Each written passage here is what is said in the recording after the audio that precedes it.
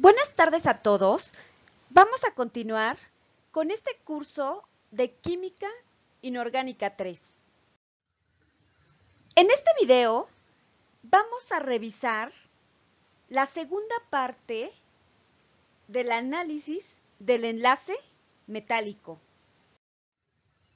En el video anterior se mencionaron algunas de las características más importantes que presentan los metales, y una de estas fue el polimorfismo.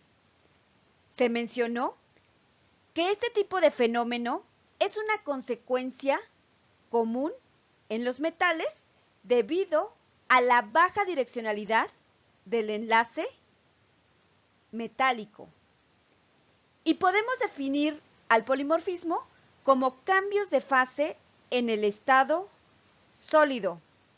Es decir, una estructura puede cambiar dependiendo de la temperatura. Los polimorfos de los metales son generalmente etiquetados como alfa, beta y gamma.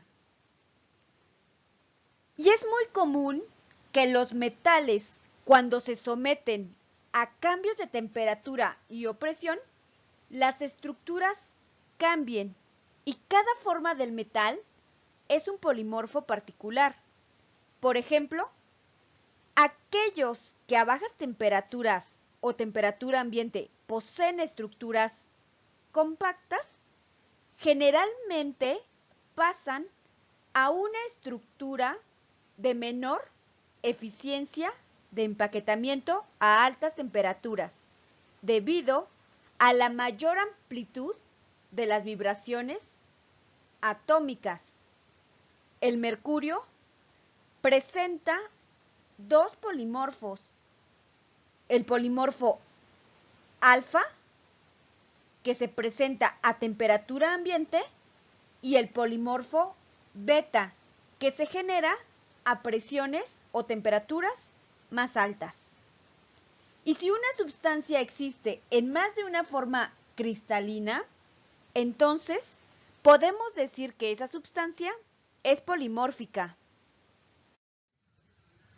Otro ejemplo de metales que presentan polimorfismo es el hierro.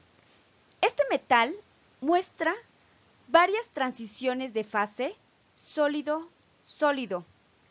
La estructura alfa, con una celda cúbica centrada en el cuerpo, ocurre hasta una temperatura de 906 grados centígrados, mientras que el polimorfo gamma, con una celda cúbica centrada en las caras, ocurre hasta una temperatura de aproximadamente 1400.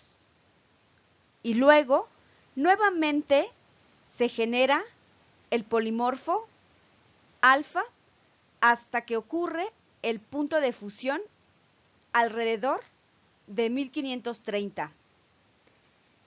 Por otro lado, el polimorfo beta, con una estructura hexagonal compacta, se forma a altas presiones, y antes se creía que este polimorfo era el que se encontraba formando parte del centro de la Tierra, pero estudios recientes indican que el polimorfo que se encuentra en el centro de la Tierra es el cúbico centrado en el cuerpo, es decir, el polimorfo alfa.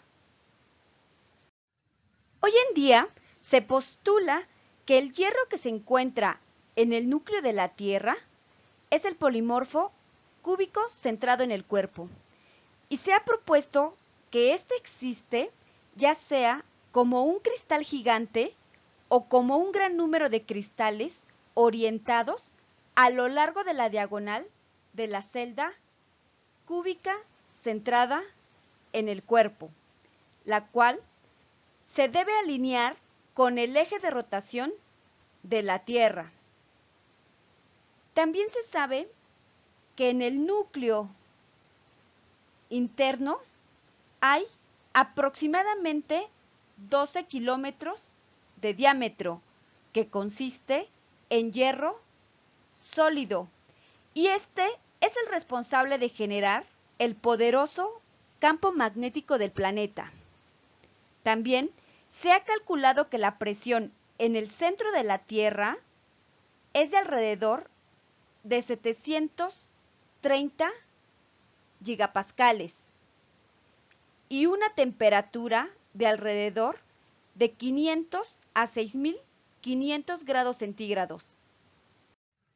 El politipismo es un caso especial del polimorfismo, y un elemento o compuesto presenta politipismo si se produce con alguna modificación estructural en las capas que conforman el cristal, y cada politipo está constituido por una secuencia distinta en el apilamiento de las capas.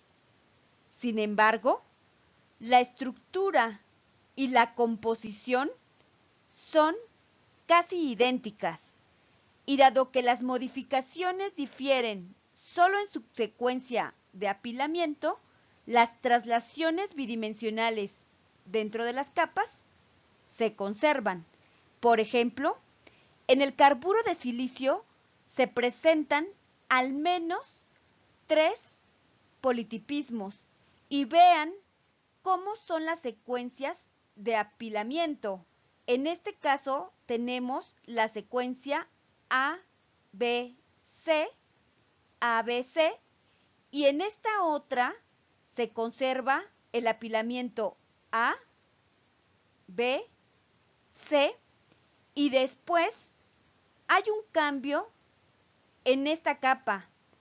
Es decir, en este tenemos una capa A y en este una capa B, seguida de una A y de seguida de una capa B.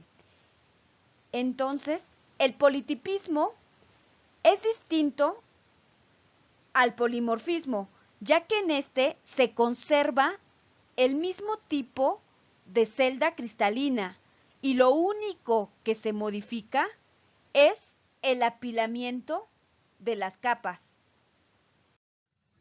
Los empaquetamientos compactos, cúbicos y hexagonal que adopta generalmente un metal es dependiente de la estructura electrónica de sus átomos, tales como el grado de interacción entre los vecinos más cercanos y el porcentaje de carácter direccional en el enlace. Y una estructura de empaquetamiento compacto no tiene por qué ser de ninguno de los politipos comunes A, B, AB o ABC. De hecho, se puede producir una gama infinita de politipos de empaquetamiento compacto, ya que las capas pueden apilarse en una repetición más compleja que las del tipo común. Sin embargo, el apilamiento no puede ser una elección completamente aleatoria de las secuencias A, B y C, porque las capas adyacentes no pueden tener exactamente las mismas posiciones de las esferas. Es decir, un apilamiento A, A o B, B no puede ocurrir, ya que las esferas de una capa deben ocupar forzosamente los huecos de la capa adyacente. En los metales, el radio es la mitad de la distancia entre los átomos vecinos más cercanos en una red en estado sólido y depende del número de coordinación.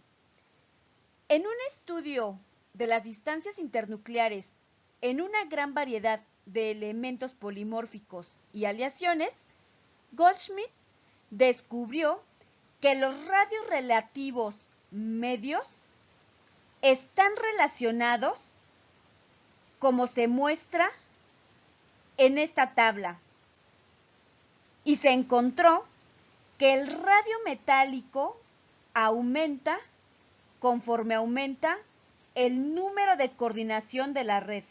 Por lo tanto, para un mismo átomo en estructuras con diferentes números de coordinación, estos átomos pueden tener diferentes tamaños de radio y un átomo de un elemento con número de coordinación 12 es más grande que uno con número de coordinación 8.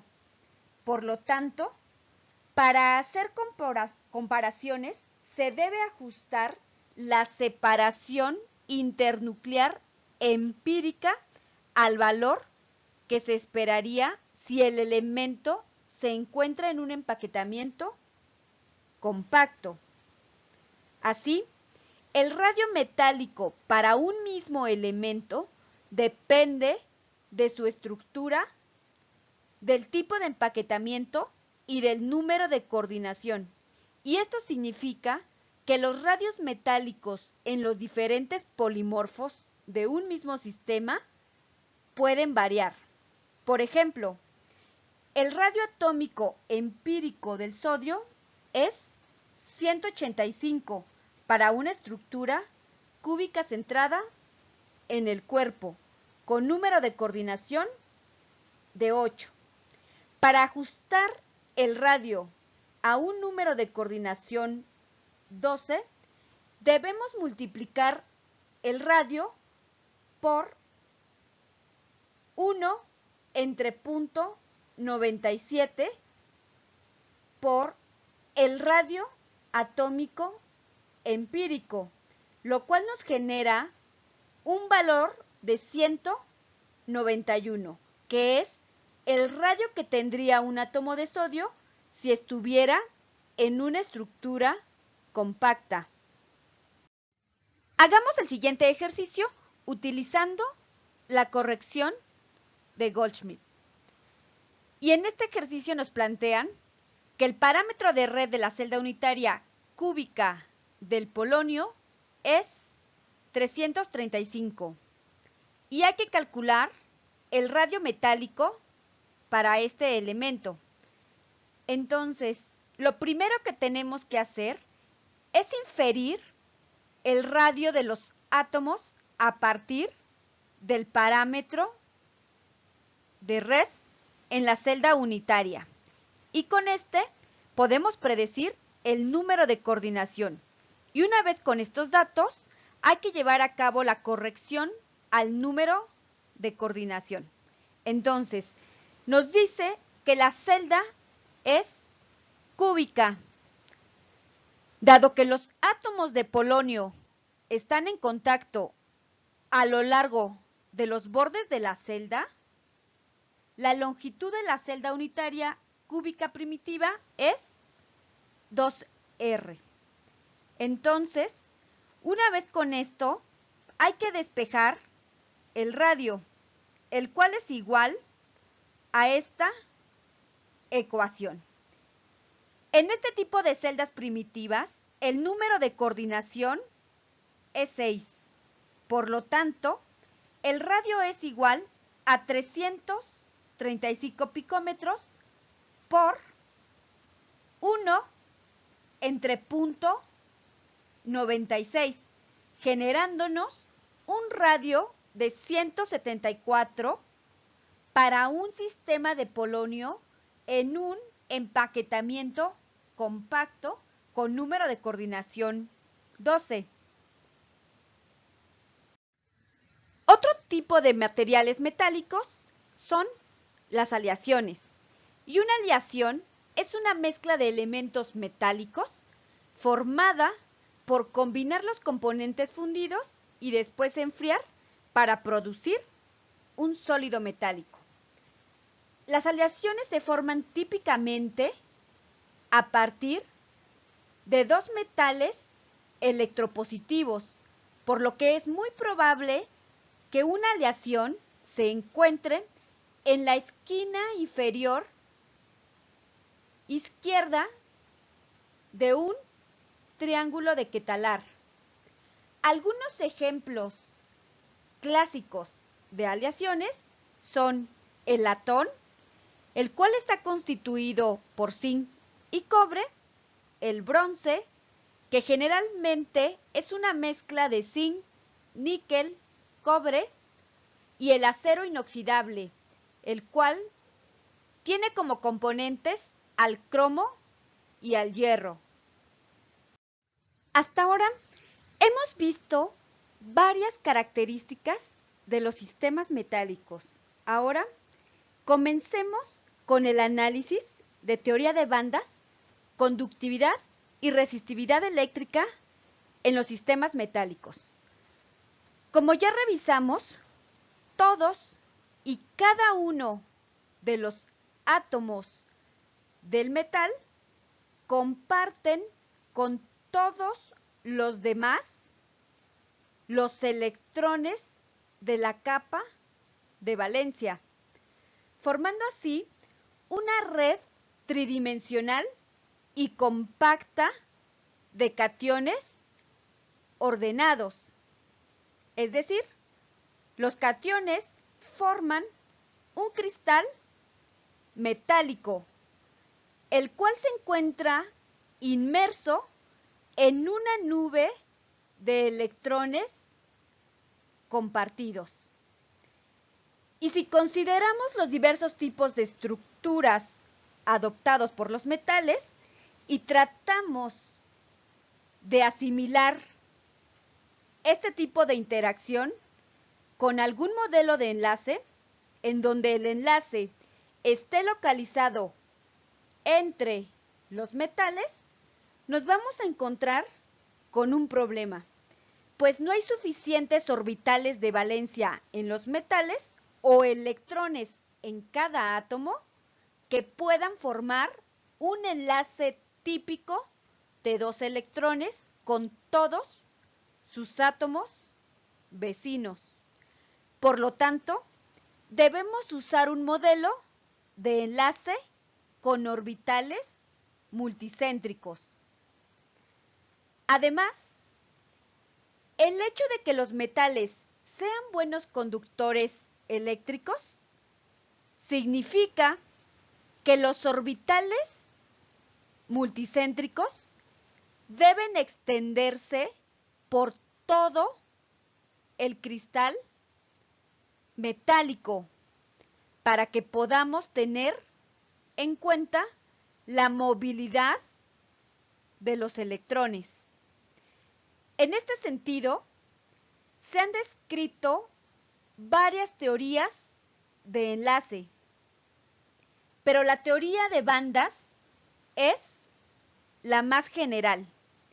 Y antes de discutir esta teoría, revisemos primero la conductividad y la resistividad eléctrica en sistemas metálicos. Como ya se ha mencionado en repetidas ocasiones, los metales en general son buenos conductores eléctricos y una característica de un conductor eléctrico es que estos ofrecen una baja resistencia al flujo de una corriente eléctrica. La resistividad eléctrica de una sustancia mide la resistencia a una corriente eléctrica a través de la ley de Ohm, la cual establece que el voltaje es igual a la corriente por la resistencia de un material. Los metales son caracterizados por su resistividad eléctrica, la cual aumenta a medida que aumenta la temperatura. Es decir, la conductividad eléctrica disminuye conforme se aumenta la temperatura del sistema. Entonces, la resistividad de una resistencia está en función del tamaño, la forma y las propiedades del material de acuerdo a esta ecuación, en donde R es la resistividad, L es la longitud del cable conductor, A se refiere al área de la sección transversal del cable y este símbolo es el coeficiente de proporcionalidad de la resistividad. Mientras que esta relación es igual a la longitud del cable entre el área por la conductividad eléctrica. Y esta ecuación es bien importante tenerla en cuenta, ya que la vamos a utilizar para resolver diferentes problemas referentes a la conductividad y resistividad eléctrica en los diferentes sistemas metálicos. Y solo para resumir, aquí enmarco este enunciado, el cual nos dice que la conductividad eléctrica de un metal disminuye con la temperatura. Ahora sí, revisemos qué es la teoría de bandas.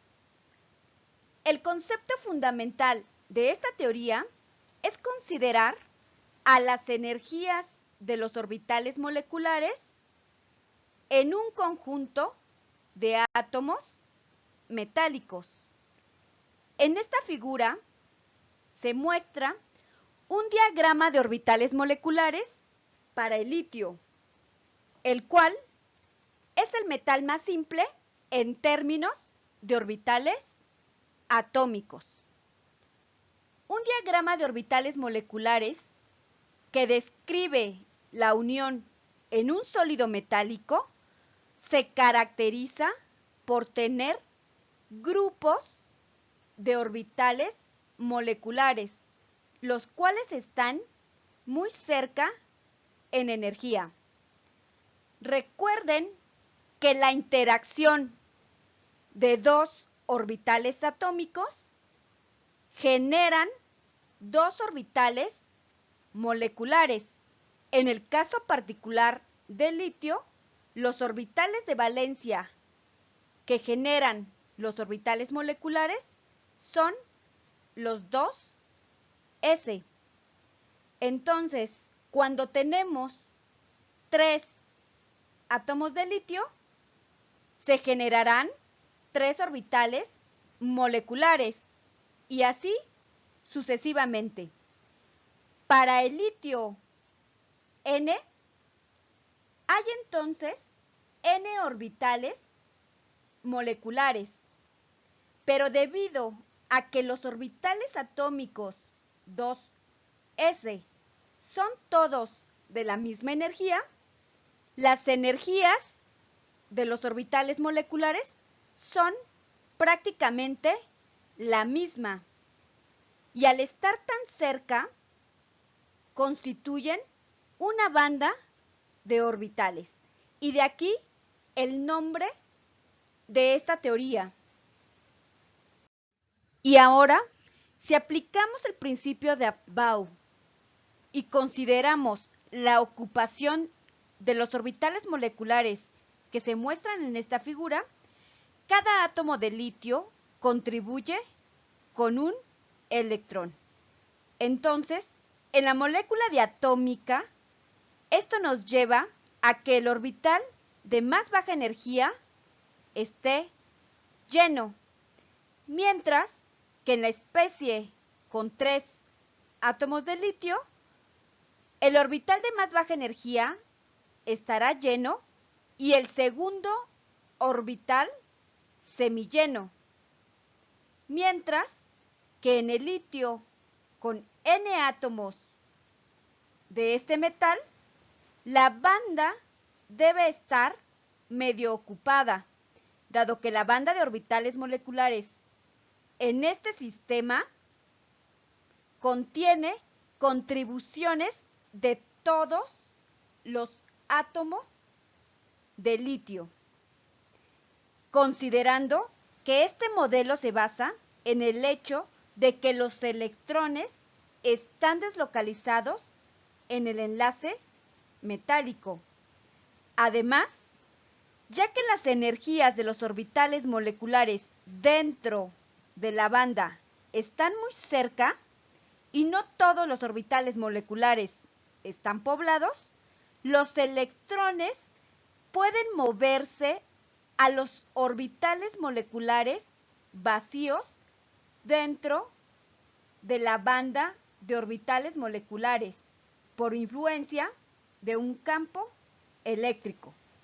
Y debido a la deslocalización, podemos racionalizar fácilmente el movimiento de los electrones de un átomo de litio a otro y entender por qué resulta la conductividad eléctrica en los sistemas metálicos.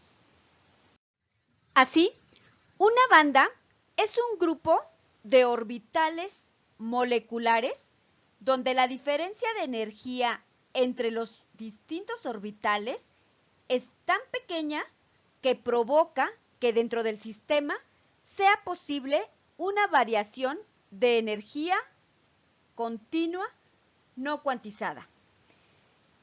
El modelo de bandas nos indica que la conductividad eléctrica es una propiedad característica de las bandas de los orbitales moleculares parcialmente ocupadas y en teoría ninguna resistencia debería oponerse al flujo de una corriente si los núcleos están localizados en los puntos de red de un cristal perfecto y ordenado. Y se podría esperar también que el aumento de la población de los orbitales de más alta energía fuese más efectiva a medida que se incrementa la temperatura. Sin embargo, esto no sucede. Y como ya habíamos mencionado, en los metales se observa una disminución de la conductividad al incrementar la temperatura. Y esto es porque se generan vibraciones térmicas en los núcleos, los cuales producen una resistencia del sistema. Y esto, finalmente, hace que los electrones se muevan con mayor dificultad, haciendo que la conductividad de los metales sea menor a mayores temperaturas. Ahora sí, ya que se ha explicado la teoría de bandas, veamos cómo son las bandas en un material conductor, uno semiconductor y uno aislante. Iniciemos con los materiales que no conducen corriente eléctrica. En este tipo de sistemas hay dos bandas, una completamente ocupada y una banda vacía, a la que también se le va a denominar banda de conducción. Cuando tenemos un sistema aislante, la banda ocupada está separada de la banda vacía por una gran cantidad de energía, lo que hace complicado que se puedan transferir electrones de la banda llena a esta banda y por lo tanto no es un material que pueda conducir la corriente eléctrica. Cuando hablamos de sistemas metálicos, podemos tener dos escenarios. Un metal con la banda de más baja energía parcialmente ocupada, que posee además una banda vacía con esta diferencia entre las dos bandas. Y otro tipo de metales se caracterizan por poseer la banda vacía y la banda llena traslapadas de esta forma. Mientras que un material semiconductor se caracteriza por tener una banda completamente llena, muy cercana a la banda de conducción. Cabe mencionar que, como ya vimos en el ejemplo del litio, este metal puede conducir ya que los electrones se encuentran deslocalizados y estos pasan a ocupar las vacantes que se encuentran en la misma banda. Y cuando tenemos sistemas con capas llenas, pero su banda de conducción se traslapa, ocurre algo similar al de este caso. El nivel de energía del orbital más alto ocupado en un metal en el cero absoluto se llama nivel o energía de Fermi. A esta temperatura pertenece la configuración electrónica predicha por el principio de Aufbau. Así, en el litio, por ejemplo, el nivel de Fermi se encuentra exactamente en la mitad de la banda que está semillena. Y para otros metales, el nivel de Fermi se localiza a la mitad o cerca del centro de la banda. Por otro lado, la banda prohibida es la diferencia de energía entre la parte superior de la banda de valencia y la parte inferior de la banda vacía o banda de conducción. Resumiendo, la banda prohibida o brecha energética es la energía que separa la banda de valencia de la banda de conducción, y la magnitud de esta banda prohibida en un semiconductor es de 1 electrovolt. Como ya hemos dicho, la conductividad de un metal puro y sin defectos está determinada por la estructura electrónica de los átomos, y la conductividad se puede modificar al cambiar la movilidad de los electrones. En esta imagen se presentan los diferentes movimientos de un electrón a través de un cristal perfecto, de un cristal calentado a altas temperaturas y de un cristal que contiene defectos atómicos. Así, se puede ver perfectamente que en un cristal perfecto la conductividad es mucho más eficiente a baja temperatura y que al calentar el sistema, los átomos se mueven, provocando que el movimiento de los electrones sea más difícil. Lo mismo cuando hay imperfecciones en un sistema cristalino. Para un metal puro, el cambio en la resistividad a cualquier temperatura es igual a la resistividad a temperatura ambiente multiplicado por 1 más el coeficiente de la resistividad por el delta de temperatura. En esta diapositiva se muestra una tabla con los datos de resistividad a temperatura ambiente y coeficientes de resistividad para diferentes metales. Ahora, hagamos el siguiente ejercicio, en el cual nos piden calcular la conductividad eléctrica del cobre puro a una temperatura de 400 grados y una temperatura de menos 100. Para resolver este problema, vamos a requerir de estos datos, los cuales han sido mostrados en la tabla anterior. También vamos a ocupar la fórmula de la resistividad para calcular la conductividad eléctrica.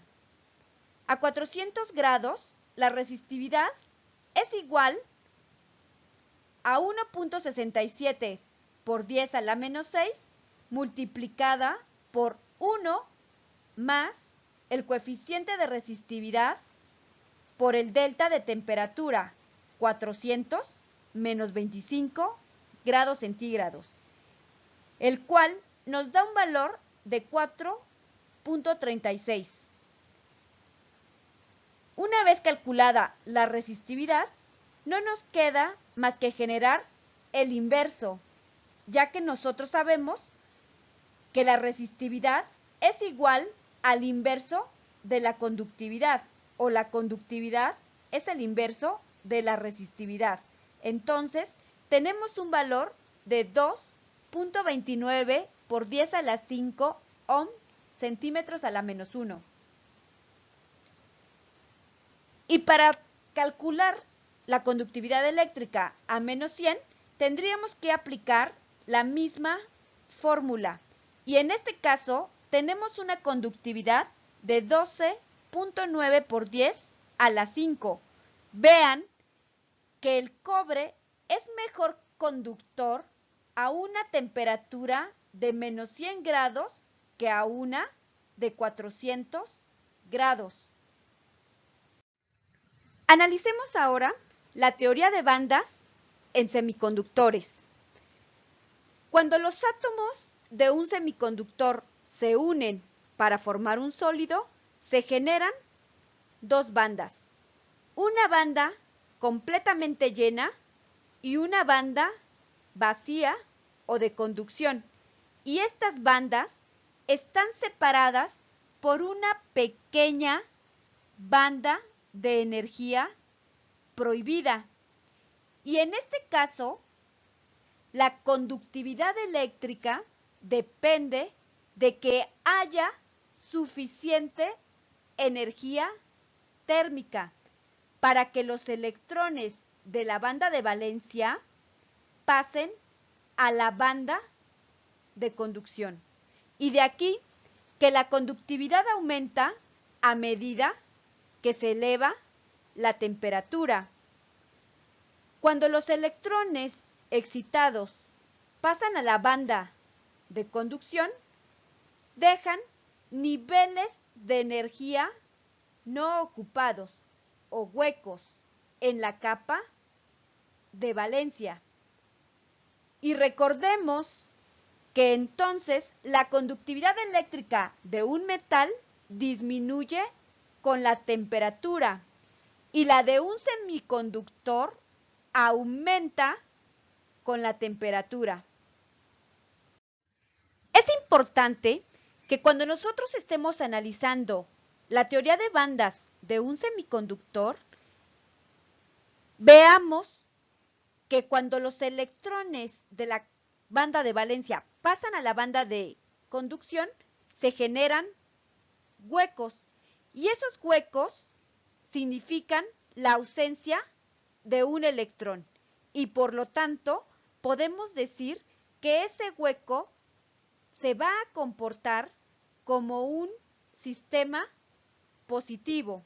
Entonces, un portador de carga en un semiconductor es un hueco positivo o un electrón capaz de conducir electricidad. Y cuando un electrón se mueve para llenar un hueco, se genera un nuevo hueco. En consecuencia, los huecos parecen actuar como cargas positivas y portadores de carga eléctrica. Así, al aplicar un voltaje a un semiconductor, los electrones de la banda de conducción se aceleran hacia una terminal positiva, mientras que los huecos están en dirección de la carga negativa. La corriente es, por lo tanto, conducida por el movimiento de los electrones y de los huecos con carga positiva. Finalmente, hablemos de los tipos de semiconductores. Existen, de forma general, dos tipos de semiconductores, los extrínsecos y los intrínsecos. Los primeros son aquellos que poseen agentes dopantes y los semiconductores intrínsecos son semiconductores sin dopantes. Un dopante es una impureza que se introduce en un semiconductor para mejorar su conductividad eléctrica. Y dentro de los semiconductores extrínsecos existen de dos tipos, los P y los N. Los del tipo P son aquellos en los que la conductividad eléctrica surge de la población térmica de un nivel aceptor que deja vacantes en la banda inferior, mientras que los de tipo N son aquellos en los que un nivel donante se aproxima en energía a la banda de conducción. Yo no voy a abundar a profundidad en este tema, ya que este va a ser expuesto en el próximo video por el equipo 3. Hasta aquí la sesión del día de hoy. Recuerden que en la próxima clase se analizarán los videos expuestos por los equipos 3 y 4 y son referentes a sistemas semiconductores, conductores y superconductores.